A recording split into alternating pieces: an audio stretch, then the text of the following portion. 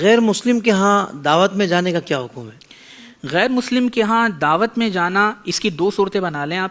ایک ہے مرتد، ایک ہے کافر اصلی. صحیح. کافر اصلی کے ہاں دعوت میں جانے کا حکم علیحدہ ہے، مرتد کے ہاں دعوت میں جانے کا حکم علیحدہ ہے. مرتد کے ساتھ کسی طرح کا کوئی معاملہ کسی صورت جائز نہیں ہے. ان کے ساتھ اٹھنا بیٹھنا، کاروبار کرنا، خرید و فروخت کرنا، یہ سب منع ہے. اب آ جائیں کافر اصلی. کافر اصلی کے ساتھ ہماری شریعت نے قلبی لگاؤ کو منع کیا ہے. قرآن نے واضح فرما دیا وَمَن يَتَوَلَّهُم مِّنكُمْ فَإِنَّهُم مِّنْهُمْ، فرمایا کہ تم میں سے جو ان سے دوستی کرے گا تو وہ انہی میں سے ہے. اس کا مطلب یہ ہے کہ غیر مسلموں سے قلبی لگاؤ، ان کے ساتھ تعلقات، ان کے ساتھ اٹھنا بیٹھنا، کھانا پینا، یہ سب منع ہے. تو قلبی لگاؤ کو شریعت نے منع کیا، لیکن ظاہری برتاؤ کی شریعت نے اجازت دی ہے.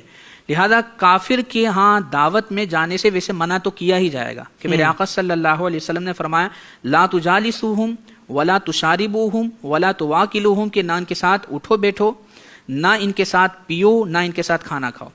تو کافر اصلی کے ہاں دعوت میں جانا یہ ہم عام صورتحال میں تو منع ہی کریں گے. بسا اوقات ایسا ہوتا ہے کہ کوئی شخص کسی جگہ پر کام کرتا ہے اور بوس غیر مسلم ہے.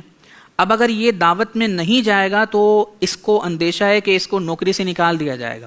یہ جو صورت ہے ضرورت شرعیہ متحقق ہو جائے یا اس کی شرعی مجبوری ہے کہ اگر یہ بوس کے ہاں دعوت میں نہیں جاتا، بوس غیر مسلم ہے، اسے نوکری سے نکال دیا جائے گا، یہ اکیلا ہی گھر کا کفیل ہے، اس صورت میں اگر وہ کراہت کے ساتھ جاتا ہے، قلبی لگاؤ نہیں ہے اور اس کا کوئی اور ارادہ نہیں ہے، صرف اپنی نوکری بچانا مقصود ہے، تو اس صورت میں اگر وہ دعوت میں جاتا ہے تو اس میں کوئی حرج نہیں ہے.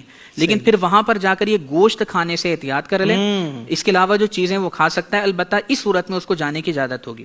اسی طریقے سے اگر فتنے کا اندیشہ ہے، جیسے قرابت داروں کے اندر بسا اوقات غیر مسلم ہوتے ہیں، اس صورت میں اگر نہیں جائے گا تو فتنے کا اندیشہ ہوگا یا جھگڑے ہو جائیں گے، تو اس صورت